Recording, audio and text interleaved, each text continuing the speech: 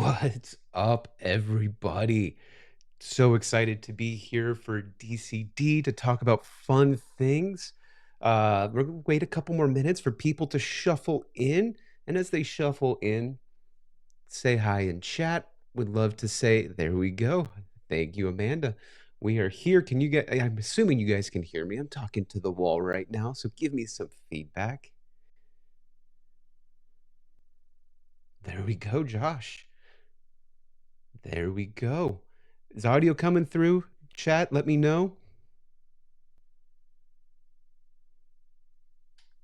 There we go. Thank you, Shane. Thank you. I appreciate that. We'll wait a couple more minutes for people to kind of get their way through into here. And while that's going on, what's a fun icebreaker question? Everyone. So here's one. If you could have a superpower, what superpower would you have? Come on. I think for me, it would probably be speed. Right? I like to move fast. I'm hyperactive. But clock is ticking. Teleportation. I feel like Amanda, I could see her teleporting into a bank vault. That'd be the first thing she'd probably end up doing.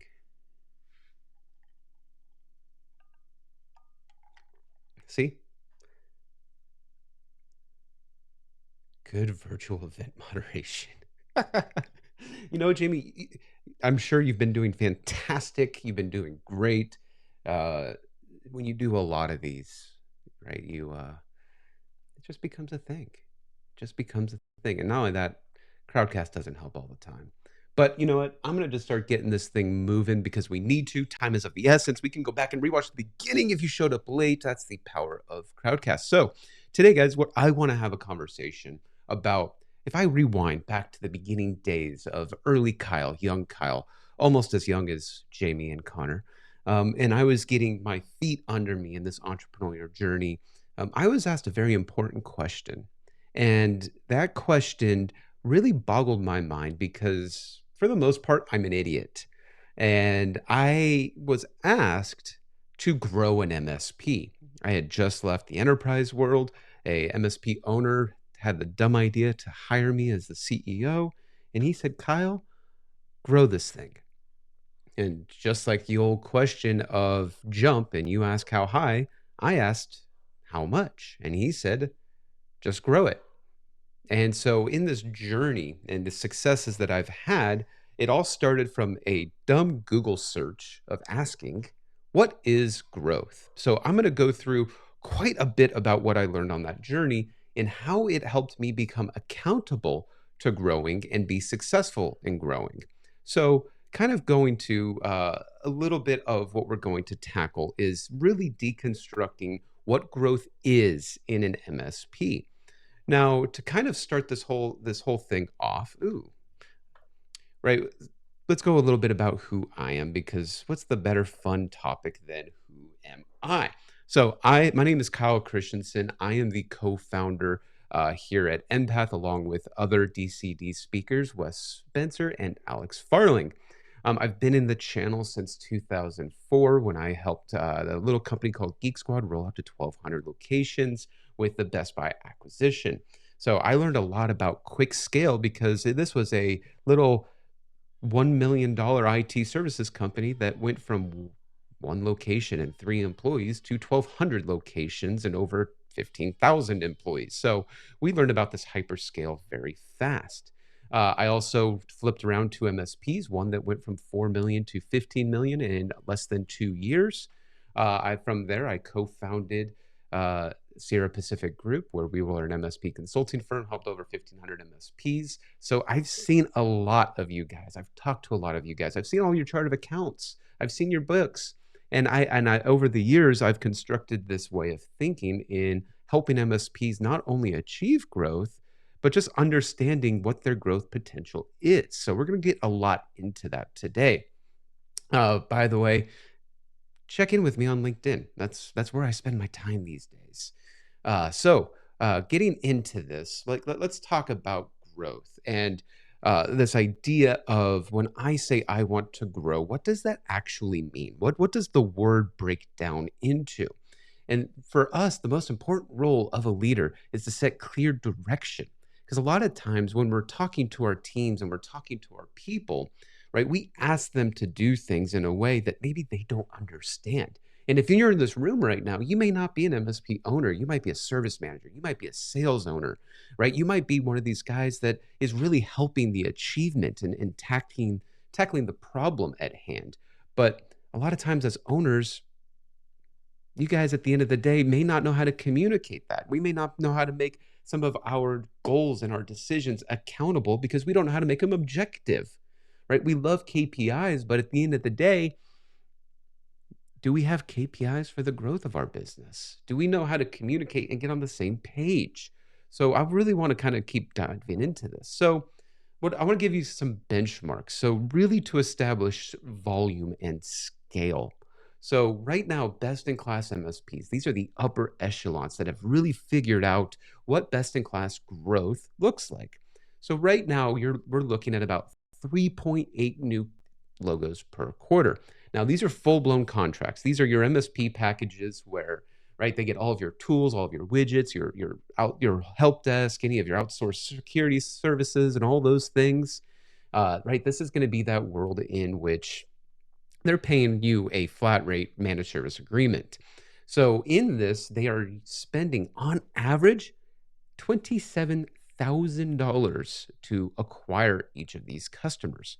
Now, I want you to think about this because in chat, let me know if this number is staggering to you or if it's what you would have guessed it before I showed the slide. I said guessed it, but you guys get the point. Did you guys know that? And it would cost 27,000? Is yours more? Is yours less? I would like to know in chat because this is actual benchmarks that have been collected from MSPs. Now, if you're wondering what customer acquisition cost actually is, so this is anything that you spend in sales and marketing, including the people and the time of those people. This includes their commissions. This includes their CRM. This includes all of that stuff that causes you to have to spend in order to find them. So, right, if someone's making, let's say all you have is a sales guy, you don't do any marketing, you don't have any sales tools, any software for sales, and let's say they make $100,000 a year, fully burdened, that might be $125,000 a year. If they close 5 new logos, that would be $25,000. So it's pretty simple math.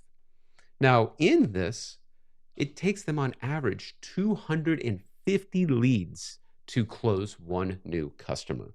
So 3.8 new customers a quarter, $27,000, and it takes them 250 new leads. Now, what is a lead? Just real simple context. A lead is going to be a relationship and a name that I find, whether through Google search or list purchases or events or mixers, and that is going to take 250 of those people to get one customer.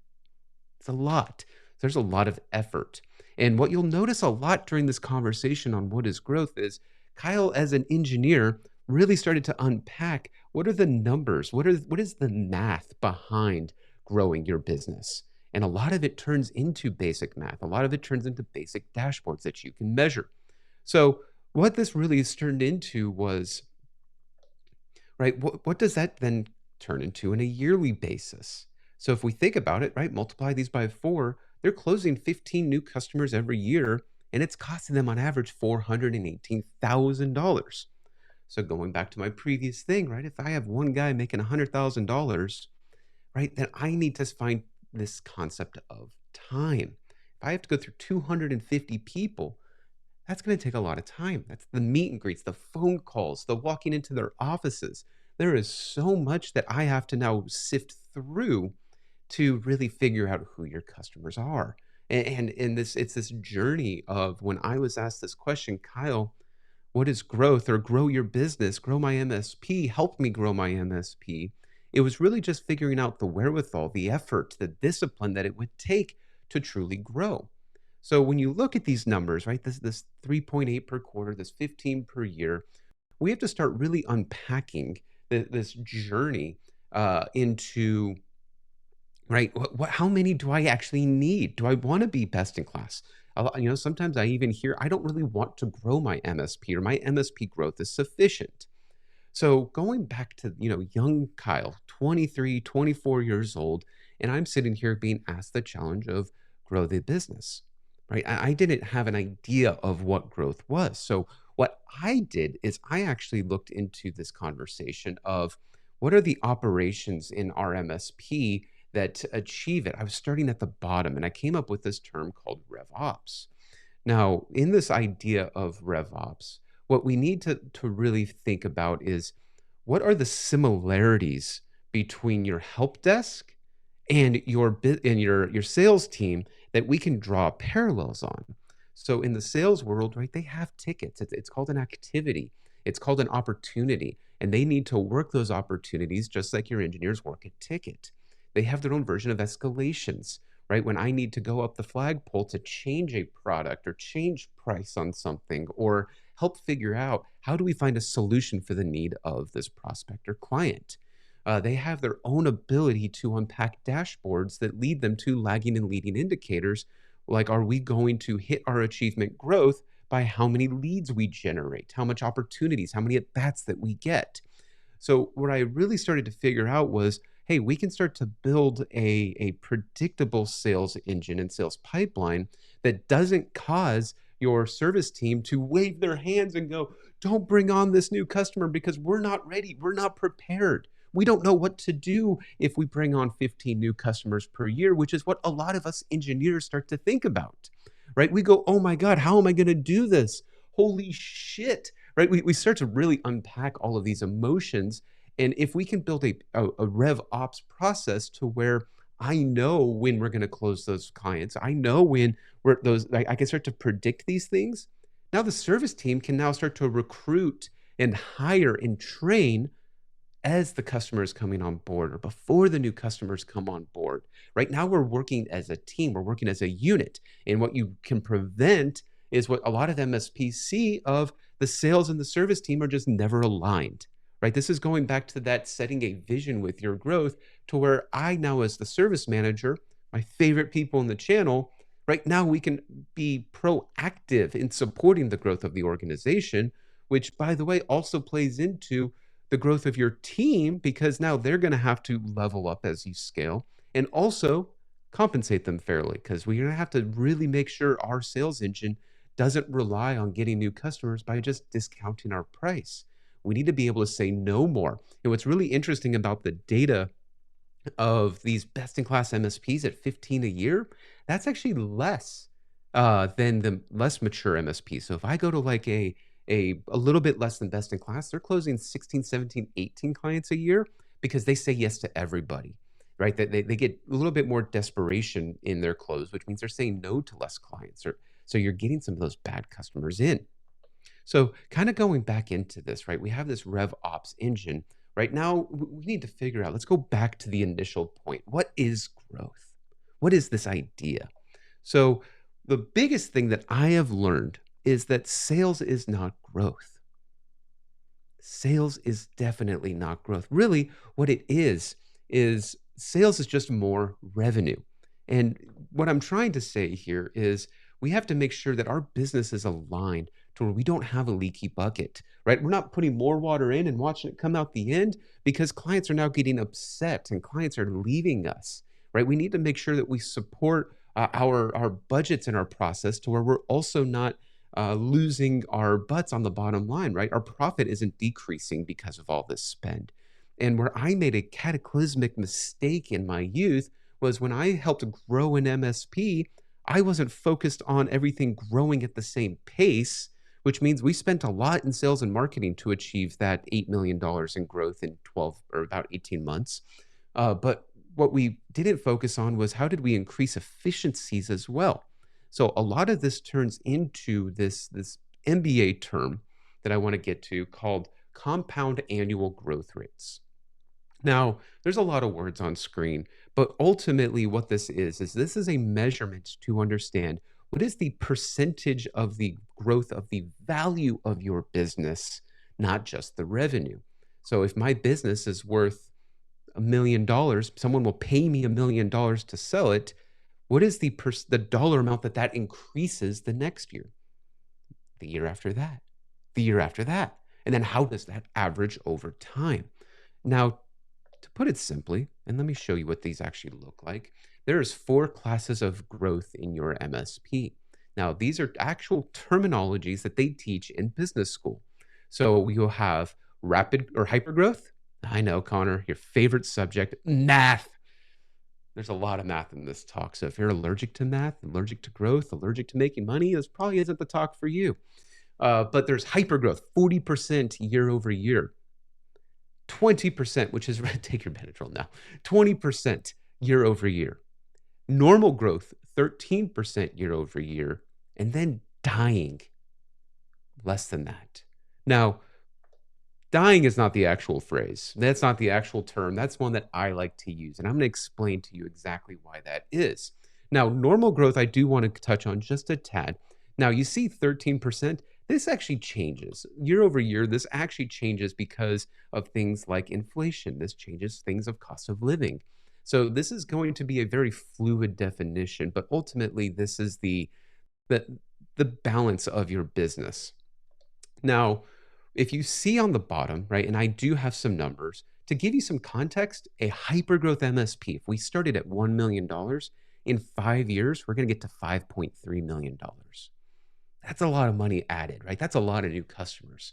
And if you look just as a scale, a regular normal MSP growth is only going to be about $1.8 million.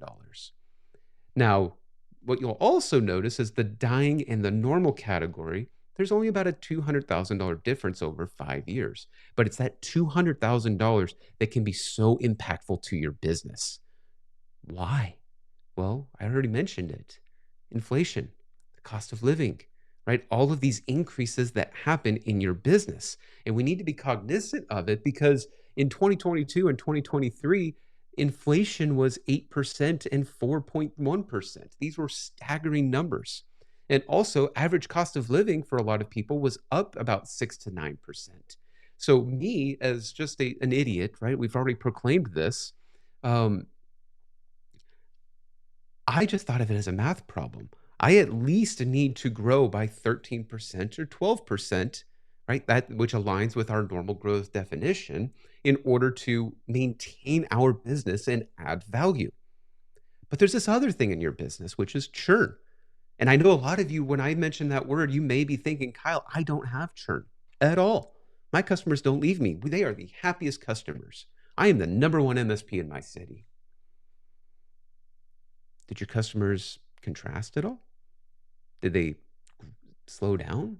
Did they fire some employees? Did the revenue that they pay you every single month go down just a tad?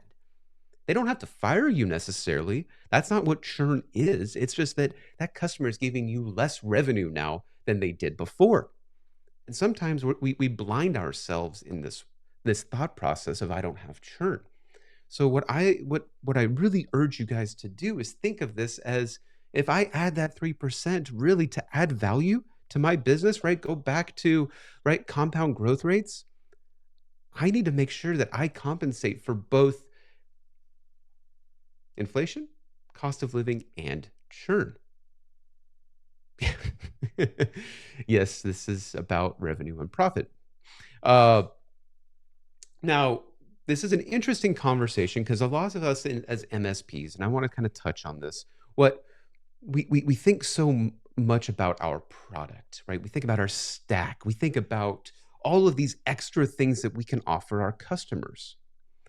The problem, though, is not only are we causing this headache of increased fees and inflation and raises for our employees, but I see it all day long, guys. You on Reddit.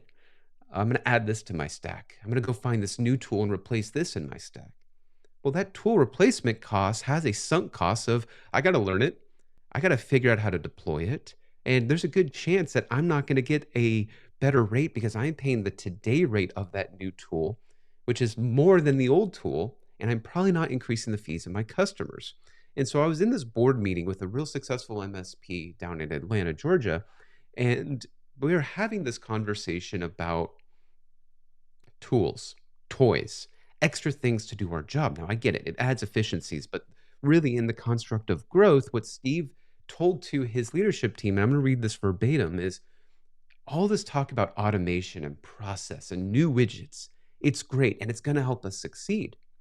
However, you all need to realize that unless we start bringing on new clients now, we will have the same or slightly less revenue and be paying the bills for all that time and tools.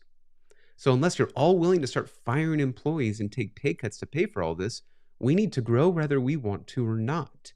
And the context and the lens of this is really to show that if our revenue doesn't grow year over year and our profit doesn't grow year over year, our costs will. So eventually, your business, even if you just replace your revenue, will be worth less money, less valuable, which just hurts you. It hurts the employees. It hurts your ability to grow as a team. And we don't get the fun stuff in our business. So we need to be conscious of what is growth. Growth is growing the value of our business. But at the same time, we all need to pitch in. We all help. So I want to get into really, as engineers, right? We want to know the how. We want to understand, how do we actually achieve this growth? So unpacking this, come on. Let's take the example of that $1 million MSP, and let's just take normal growth, right? Let's just use, hey, let's take that 13% year over year. Well, that means that I need to become a $2.5 million MSP in 5 years, because now I'm able to project forward. I'm able to model, I'm able to forecast what this growth will look like. Now, the beautiful part about this is now we have a number, right? We are able to communicate to the sales team. We are able to communicate to the service team. We're able to communicate to ourselves what we expect when we say, hey, let's grow our business. And what we can unpack from this is, hey, between year one and year two, we're going to have to add $200,000 in net revenue. Now, being that we are a service business, right, we have this beautiful thing called recurring revenue. Our customers pay us every single month. Now, in a lot of businesses, especially if you do a lot of professional services, right, a lot of projects, a lot of hardware sales, I would have to think of this in the context of, I need to add $1.2 million next year. And that just becomes so difficult to unpack. Now, all that net new sales is so much more difficult because I got to go find $1.2 million worth of work. Where when it's recurring business, and I go from 1 million to 1.2 million, I'm not adding 1.2, I'm adding 200,000. So I need to think of, how do I add $200,000 in annual recurring revenue, right? How do I take that and now find a way to make that accountable? Now, Kyle, as an engineer, really was thinking of, okay, well, what is that $200,000, right? Let's break it down one level deeper. Let's go one rung underneath this. So in a good MSP that has the highest value, going back to that word value, right? We want to make sure our business is worth more, and businesses that are worth more have more recurring revenue, because your revenue goals are almost guaranteed next year, is about 50%. So stated simply, if you have more than 50% of your business recurring revenue from services, MSP, then you are worth more than an MSP that doesn't. Now, this is where you start to hear 8x multiples on EBITDA, 10x multiples on EBITDA. There's no good benchmarks for it. Don't let people kid you. But typically, you're going to get that 6 to 9x as that 50% goes to 55%, 60%, 65% of your business.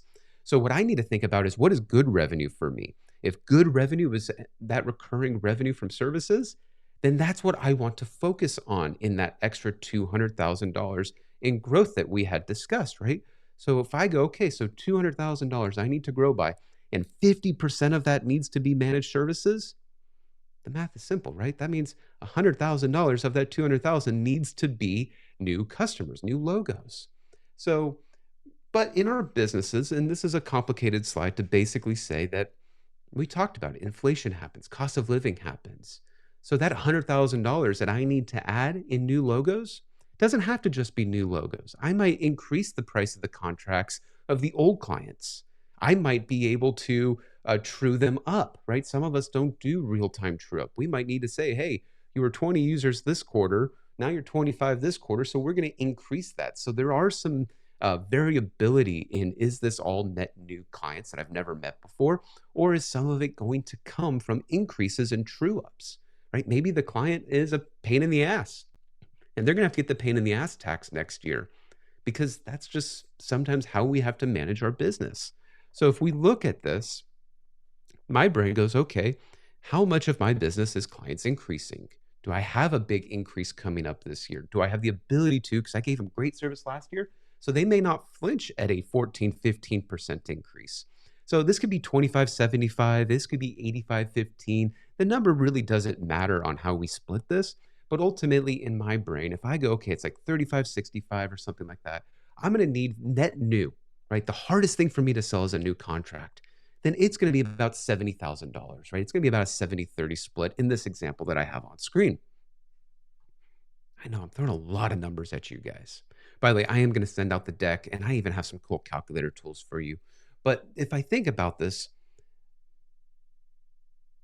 yeah, exactly. Yeah, Dustin, a lot of fixed contract increases, but sometimes you need to do more than fixed. And sometimes we let that just be, and I'm speaking to you, Dustin, at this point. Sometimes I need to look at every contract, and some of them are fixed, but some of them I'm going to have to make variable. They're going to need to get more than the fixed. Did they grow? Did they expand? Did they add a line of business app that my team doesn't know how to manage? That it was a pain in the ass, that it messed with us? I might need to increase them more than that. Or, right, I might need to give them the pain in the ass increase so that they can walk out the door as a friendly way to fire them. So, yes, sometimes, right, you're going to have to figure that out. But totally correct at you should be increasing your contracts regardless. So, going back to this thought of I need to increase $70,000. Well, and I've already given out the hint, you're not going to close them all in January. You're just not. So I need to think of what is a reasonable rhythm for me as a goal to close new customers. Is it going to be every other month? Is it going to be every month? Is it going to be 2 a month? Right? I need to know, and I need to look at my sales team. And if I'm very young and I haven't built out a mature sales model, I might take me 2 months to find a new customer. And I might need to work that rhythm because I also might be the only person doing sales in my business as the owner. And we're going to get back to this owner-led sales topic here in a minute. So if I go to this, and let's give us some breathing room. Let's say every 2 months I get a new customer. I'm not going to get one in January because this is a new initiative that I'm starting on January 1st. So nothing is rolling over from December the year prior. This is going to take me about 6 new customers at my average MRR price around $2,000 a month. And as you can see, there's this waterfall approach to where I can see how the revenue breaks down to be about $72,000. Kind of neat, right? Now I can go and communicate. If I want to grow 13% year over year, that's going to be $200,000 that I need to grow next year. 50% of that's going to come from new logos. That's going to mean my sales team is going to have a quota of 6 new customers and about average 1 per quarter, a little bit more than 1 per quarter. That's pretty accountable. That takes away all of this extra fluff. This takes away all of the extra minutia that we try to add to our business and makes the objective very simple. Now, if you're the owner of the business and you're doing sales, there's a good chance that this is going to kick you in the ass and it's going to make you go, shit, do I have the time to find 6 new customers, right? We talked about it. It takes 250 leads on average to get a new customer in the MSP channel. I multiply 6 times 250, right? That's a lot of new relationships that I need to build. Now, these are soft numbers, right? We can all day long poke fun at the benchmarks in our channel, but that's how I need to think. Do I have that time? And if I don't, what will that time cost me to buy back if I truly want to grow my business? And this is the same conversation I've had with many MSPs where they tell me I want to grow 40% year over year. These numbers just become that much more astronomically difficult. And if you don't have that energy, if you don't have that drive, if you don't have that passion, you either need to find somebody with it or you need to check your vision. You need to check your goals. And for a lot of you that do business operating systems like EOS, Traction, Scaling Up, Pinnacle, they're all fantastic, but this is a pivotal part of building the vision for your company. It's not just focused on the product. It's not just focused on quality, but it does need to be focused on what does that define as the quality. If you want the best-in-class talent, you need to charge the best-in-class prices, which means you need to find really good customers. It all starts with this. So let's break this down further. And this is, again, the engineer mind in me going, okay, well, what's the next step? What is the next layer that I can peel off to go and help my sales team or help myself really understand what it's going to take, what it's going to cost? So if I break this out, I built a calculator. I'm an Excel nut. Connor and I all the time talk about how much we love Excel. And by the way, I'll go ahead and post the link in chat right now for all of you to download this because this is actually a spin-off of what I actually built at my MSP. Now I've modified it, I've improved it time over time again. I know, Connor, you like Google Sheets, and for the life of me, I'm never gonna do that. But right, what this allows you guys to do is actually break this down. And I'm gonna show you some examples because when you download this calculator, we now as engineers can really think of our business as a math problem. And I'm actually gonna switch to this calculator right now. Again, you guys can all use this. We can now take that $2,000 per customer, and I can think of this as 6 new customers. Now, I want to talk through this a little bit because there's some words and some ideas here that you may not be familiar with. The biggest being this conversion rate. Now, in your business, you are going to have to figure out, okay, right? We talked about 250 new logos. Well, those are new contacts, new leads. They're all going to go different distances with you. Some of them, you're going to meet them, you're going to talk to them, and they're going to tell you, I don't like tech, I don't like IT, we're 2 employees. And you're going to go, okay, on to the next one. Well, some of them, you're going to get all the way to the proposal stage where you actually hand them a contract with a number on it, and they're going to tell you no. So what I have to be able to figure out is approximately how many of them get to different stages in our sales process. Just like your engineers with tickets, right? That ticket comes in, it gets triaged to tier 1. And then it gets triaged to tier 2 if the tier 1 guy can't fix it. And then it gets triaged to tier 3, and they're going to go, do we actually have a process breakdown? Do we need to build something different? Do we need to have more eyeballs on this? And do actually in the sales instance, right? A lot of us do discoveries where I drive out to the client site, I count all the workstations and doohickeys that they have because somehow that makes me feel like no, I'm not going to get into that. Not a big fan of discoveries. Hot take. But right, we need to figure out what that's going to look like. So going back to this calculator, this Excel sheet, my brain wanted to go, okay, well, how many of those 250 leads convert to a phone call or a first meeting where we sit down and really talk through them, right?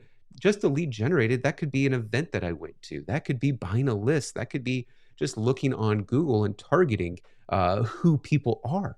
So now I'm having this conversation of, okay, and by the way, when you download this spreadsheet, the numbers that are going to be in here, I've put into kind of a benchmarky area. So I like to think worst case scenario personally. Why? Because I want to gamble on winning and growing my business. I'd rather not gamble on pie in the sky and it's only going to take me 5 leads to find a new customer. That's just being unrealistic. So let me say that maybe only 2% of the people that I find their names actually move to a sales conversation. And as you can see, right, that means that I have to talk to about 155 customers every single week just to generate 3 business meetings. So that's really what these percentages, these conversions mean. Now, there's benchmarks on this, but it's not great because everyone constructs their business, their sales funnel a little bit differently. But really, what I want you guys to think, yeah, thank you, Dustin. Right, what I want you guys to think about is this really just creates benchmarks. This create KPIs in your business. Now I can look at my sales guy and say, did you find 155 names this week? Did you make your phone calls? Did you go pull on some doors and walk in some business parks? It just depends on your lead generation outbound strategies. So what this allows me to really think of now in my business is I have not only a goal, not only do I have it simplified, but now my company has to think of a very simple problem. And that simple problem is, how do I meet 155 people? It's a lot better than how do I grow, right? When the problem is simplified, now we're really driving. Now, what may eventually happen in your growth and your maturity, you may say, I don't like a 2%. I don't like talking to 155 people and only getting 1 sales meeting. Now I'm doing what we call in the software world as product market fit. How do I find a way to adjust my product in order to net more deals? Because if I'm able to convert, for example, go to 3% and improve that, well, now I have 50 less people. So does that mean I need to talk to them better? Do I need a better script? Do I need a better entryway? Do I need to have some strategy that lets them want to talk to me, like an event strategy, a webinar strategy, right? All of these conversations get to happen where you didn't get to have this before. Now, you're able to think of this in the construct of time as well, because every single one of those phone calls, those door pulls, those events, it's going to take time. And you, as the owner, you probably don't have a lot of time. So, what I can do is say, okay, if every single new lead takes me a quarter of a minute, a quarter of an hour, 15 minutes, well, those three are going to take me a total of 16 hours every week just to do prospecting. Do you have 16 hours every week to be prospecting, Dustin? Probably not. I know you. So what I need to really think of is who is manning this engine. And again, what's beautiful of breaking it down this way, and again, you guys all get this, is that means that if I want to grow by $2,000 clients, 6 logos every single year, this is going to take me 979 hours every single year to get 6 new customers. Do you have that? You don't. So now I have to think, and I have to be realistic. As an owner, can I dedicate 1 day a week? Can I dedicate half a day a week? Or do I dedicate nothing because I'm too busy with other things, other businesses, other ideas? I'm more passionate about the service side than the sales side.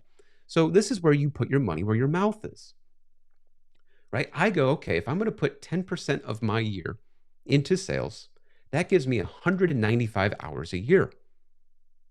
So 195 hours a year dedicated to something that's going to take me 1,000 hours. I always thought of it as a probability problem. That means you're 20% probable, likely, to hit your growth goals.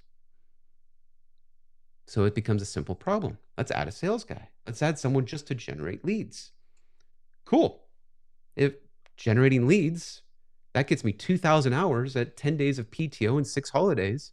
So I am going to hit my probability of finding those 5,000 leads that I need. Cool. Do I have now time to close those deals? Because everything after this stage up here, right? This is traditionally what you would call a closer or a hunter or an account executive. There's so many words for it. Your sales rep that actually closes the deal, right? Do they have enough time? So if I go, cool, that's going to take 100%. So yeah, right now, as the owner, I can handle that because ultimately, this is the stuff that takes way less time than the actual act of finding these customers, right? The targeting. Well, let's say I want to double this and go to 12 customers a year. I want to double this. This is year 3. Well, now I don't have time. One farmer got me 2 years, right? 98% chance of closing these. But now there's too much time in the actual negotiation stage, actually talking about the contracts. So what you're able to say is, okay, well, let's add one engineer. Let's add one, not engineer, sorry, employee. Now I'm actually likely of closing this. And this is going to scale with you, right? Because you see it's 200% likely. That means 12 logos is fine. That means 12 logos in the year after, 18 logos. However, this scales is going to work for you. So you guys get the idea here, right? This all turns into something where now I can figure out what actually is accountable in my business. Did you generate the leads? How many contracts did you write? How many no's did you get? Did you follow up on all of them? One thing I didn't show you in this calculator is you're going to see the follow-ups because we all fail at this. We all get them a proposal and we walk away. We don't schedule the follow-up call. So all of this now kind of comes into play. Now, in your business, you're going to have to figure out how you afford this. And I'm going to run out of time today, but this calculator also is going to give you the ability to figure out your costs. If my average farmer and hunter is costing me about 45K here, 65K there, I'm now able to budget my sales team. Kind of neat, right? Now I'm able to actually figure out also with my commission payouts what my commission might be, right? So if I need to adjust my pricing on my packaging, right now I can compensate for that. And I'm able to start thinking in this context of a percentage of revenue, start budgeting my sales and marketing, right? How am I going to pay for this? Or kind of have an idea of what I want to pay for. So, and there's some stuff in here about events if you want to put an events calculator, but right, what is this total cost? So kind of going through this, right, I've already mentioned that there's this idea of this percentage of revenue. Now, service leadership likes percentage of gross profit. I like percentage of revenue because I'm very growth focused in my businesses. And this is an idea of what percentage of my revenue do I dedicate to sales and marketing? And I want to think this way because it prevents me from getting stingy as an owner or as an operator. This makes me think every time I make a dollar, 8 cents, 9 cents, 10 cents is going to go to sales and marketing because as you grow, your team needs to grow as we just saw. So I need to be able to make sure that I can afford that without having to think about it. And one of the ways it's very common to do this is a percentage of revenue budget.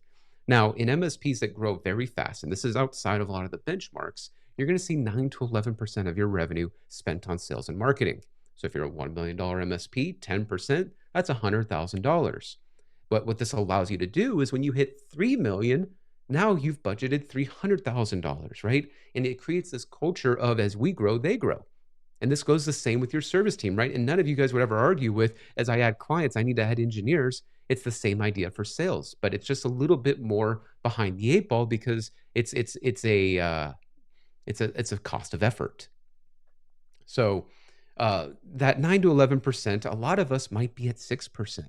And it might be a very hard idea to think about, well, how do I get to 11%? Do I just do it next year? Because Kyle, right now, I have 3% net profit.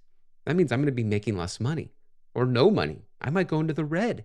Is the gamble worth it? And that's going to be something that you are going to have to figure out. So as we get through this, right, how do I afford this growth? Now, your options really become pay for the deficit, right, from your net profit, like we just talked about. If I want to grow 12, 15, 20% year over year, and I have to spend 9 to 10% to get there, right? And this calculator is going to let you check those gut feelings. Well, if I don't have 9 to 10% to spend, then do I grow slower? That's tough, right? Do I want to grow slower? And this is a tough position to be in. So I'm happy to tell you though there is a third way. And that third way is through gross profit. Now, your business grows from revenue, but it really scales from gross profit. And this was the real epiphany that I had. And I'm going to put an asterisk here for a second, by the way. If you have your engineers and expenses, get them out of there. Put them into chart of your cost of goods sold. Please, I see this way too often if we compare margins in our channel, and then I go look in your books and I see your payroll is down expenses. It's below the line. Well, you are not comparing yourself to other MSPs. You are just fluffing your margins. Your people that you sell your customers, that is a cost. That's just a cog. So anywho, I'm going to get off that high horse. That's your homework for today. If it's not, so getting back to this, gross profit is going to be really what scales your business. Because right now, what we've talked about is if it's taking me 10%, my net profit's only 8%, do I just give up 2%? Do I lose money? No. Your service team needs to help. Exactly, Dustin. That's kind of the comments we get. So really what we want to prevent, right? And here's an illustration of that 20% or 13% growth year over year. As you can see, right, if my gross margin doesn't change and I start to ramp up the percentage that I am going to spend on my sales and marketing team, even if it's just 1% every year till I hit 10% and I can leave it there, as you can see, the bottom line decreases. That hurts. For a lot of you that aren't owners in the room, sometimes us as owners, we get paid from that. So we're making less money. And that's going to make you reactionary. That's going to make you not want to grow because you can't figure out the economics behind it. So what we need to really figure out is rather than our profit and loss statements after 5 years looking like this, we want them to look like this. As you can see, right, we're still doing 5% year one, 6% year two, 7% year three, but the gross margin, the efficiencies that my service team does to improve, right? Does my cost go down over time as my revenue goes up? It's a concept in MBA programs called economy of scale. Well, they go from 31% in year one to 32%, 33%. Now, there's always different ways to improve gross margin, right? Charge more or do less. And then there's those fun things like automation and all these efficiencies we like to talk about in the channel. But now I need to make those accountable. Is that automation tool that I just bought actually saving me cost? Is it saving me time as we scale? And it's not going to be immediate, right? Because you're going to buy the tool, but you're not going to just automatically have more customers. But over time, is that tool going to make it so that I don't have to hire an engineer at every $80,000 in MRR. Maybe that engineer now, through efficiencies and automation, is every 100, 110, $120,000 of MRR or tickets or whatever volume way that you like to scale and grow this. So this is the challenge that creates a benchmark now for your service team that allows them to work with sales so that sales can actually get to some type of operational efficiency, operational maturity. We love these words, but we think of it always in the terms of service, not in the terms of the operations of your sales team, right? That RevOps term that we talked about. So really this becomes the challenge to both your sales team, how do you get 6 logos, and your service team, how do you do it with spending less money or a client increases or price increases, right? There's so many ways that we can unpack this, but the beautiful part is now we're budgeting. Now my service team can get their raises because if I'm going to grow 13, 14, 15% year over year, I'm assuming cost of living in that, which means I can give them those raises and I don't have to think about it. I don't need to make it difficult. I don't have to sit there and scratch my head and go, well, Dustin gets a raise, but Connor doesn't. It disappears from the entire conversation. So really, right, this has now becomes a tool into growing your MSP. And right, when we're talking about the topic of what an MSP does today to win, this is really the stuff that they do, right? They think about their business as a business, not as a technical practitioner would or as a consultant would, right? Thank you, Dustin. Right. We need to think of this in terms of what is the accountability, right? What is the actions? And yes, I'm going to break it out because I don't get to do this as much as I want to. But, right, where is the baseball bat, the accountability bat in this conversation of I need the business to grow so that we all win? Our sales team wants their commission. Our service team wants their raises and efficiencies. We want the tools and the doohickeys that allow us to be best in class. Well, I got to measure it. I got to make it objective. I got to make this something that we can truly say, this is winning and this is not winning. Then it just becomes a conversation of, do I have the right people on my team to achieve this? Do I need to level them up, right, through education, right? Do I need to level them up through abilities and know-how? Or do I need new people? And that's a tough conversation. There's a famous saying of the people that got you here won't get you there. And it's not anything to do with their abilities sometimes, it's their drive, their passion. Do you as an owner have the drive to grow your business? Because if you don't, well, that also tells you a lot as well. Do you need to hire a CEO? Do you need to hire an operator, a number two? Do you need to hire a sales guy? Well, probably, because over time you're going to get beat down. So really, I encourage you guys rewatch this a couple times. Grab the growth calculator. I'll put the link again in chat so that you guys don't have to go find this. Um, just right, take that time to understand going into next year, 2025. If you grew 12% this year, maybe you want to grow 14% next year. Start to really unpack what that growth is going to look like for you next year. I can't tell you how often this is going to change the behavior in your business, and it's going to be for the better because now everybody knows in your company where that growth is. Everyone knows what it looks like. Everyone knows how we will measure it. Now, you can go one step further. You can turn this into a budget, put it in QuickBooks, and start running budget to actual reports every month and quarter. But, right, just this first practice, right? Dip the toe in, really unpack what you are going to sell next year and where it's going to come from.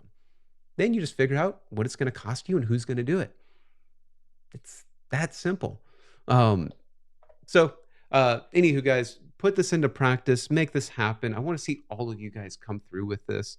I might do a course in Empath on how to do your budgeting and your growth calculations, a little bit more interactive than this.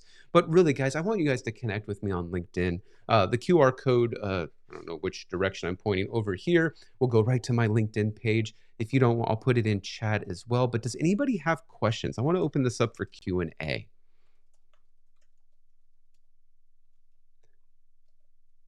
Gotta love the awkward silence of an empty crowdcast room.